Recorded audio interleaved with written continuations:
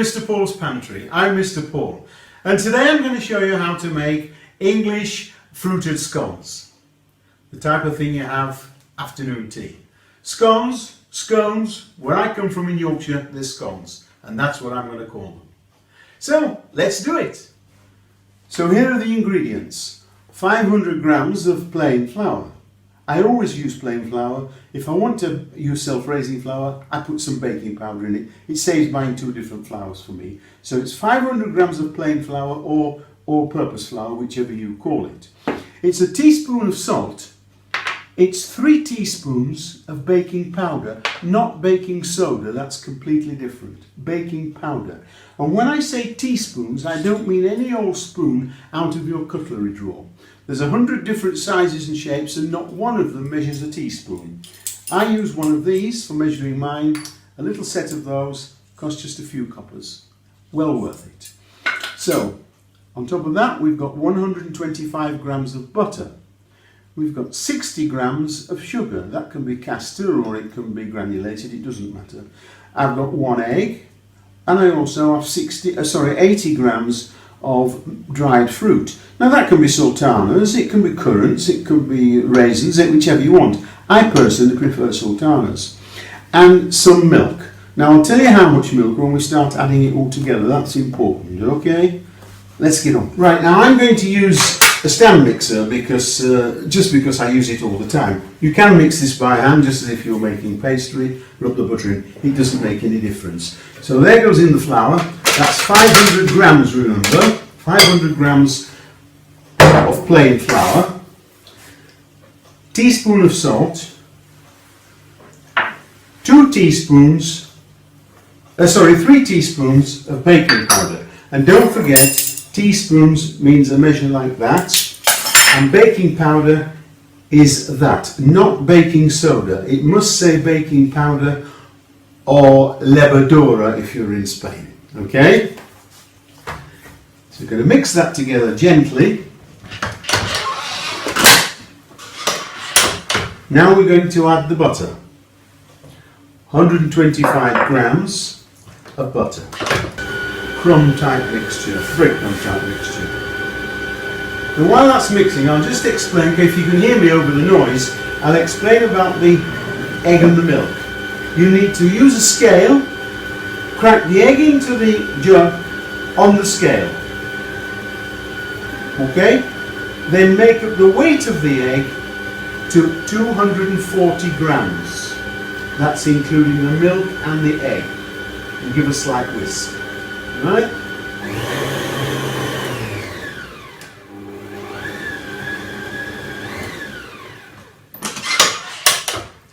Now we're going to add the fruit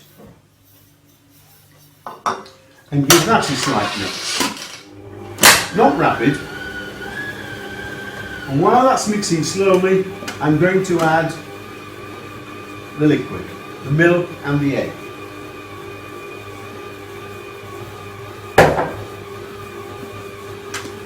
Now once all the dry flour's been taken up, that's when it's ready to come out. It will be a soft dough, it will be slightly sticky, but it should be handleable. Okay? If it's very sticky and sticks everywhere, you've got too much liquid. Now, flour the board, and you don't need a lot of flour. When you're rolling pastry or anything like that out, don't use a lot of flour, because remember, you've already weighed the flour into the recipe. If you start adding more flour, you're upsetting the recipe, okay? Yes, it's easy done. Just gather all this together now. Any bits that are crumbling off. We don't want to knead it like bread, we just want to push it together. Okay, a nice soft dough. And roll it out to about 2.5 centimetres thick. In old money, that's an inch to you and me. Okay, I still work in inches sometimes, but I get told off about it all. Now this will make 12 scones.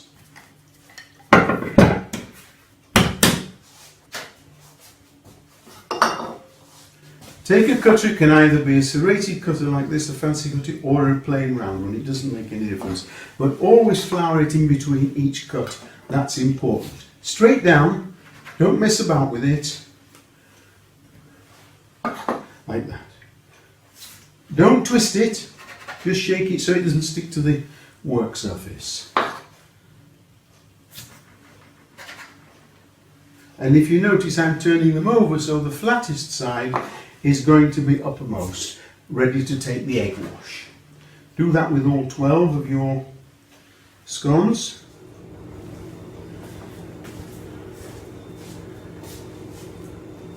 Now all we have to do now is place them on the tray,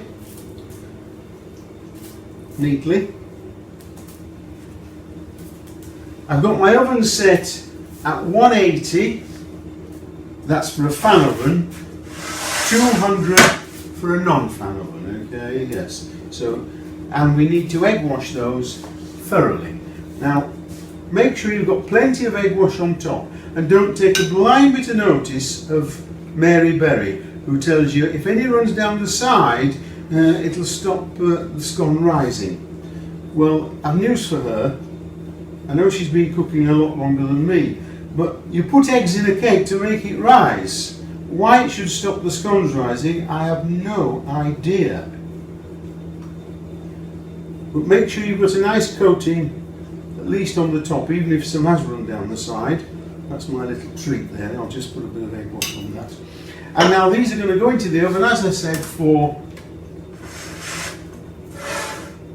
about 11 minutes. Okay, 11 minutes at 180 with a fan oven, 200 a non-fan. Okay, let's get them in the oven.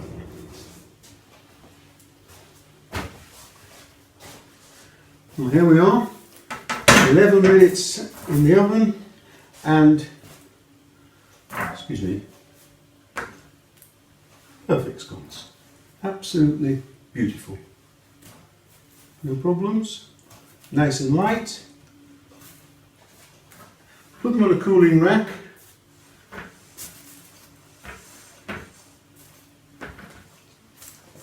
Just for about 10 minutes, and then they'll be ready to eat, okay? Then they'll be ready to eat. So, test time, or taste time, shall I say. It's time for a cup of tea, and I'm going to try one of these afternoon tea scones. You'll notice I'm only having butter and jam on mine. The simple reason I shouldn't be having this at all, because I'm diabetic. So this is a real treat for me. I think the last time I had something like this was about 5 or 6 weeks ago. So anyway, cheers, and I hope to see you next time. If you've liked this video, please give it a like. If you have any comments, put them in the comments below this video. And if you have any suggestions or requests, I'll see what I can do about them, okay? And if you haven't subscribed, press the red subscribe button below as well. And then you'll be informed of any new videos that I post on YouTube. Bye and cheers.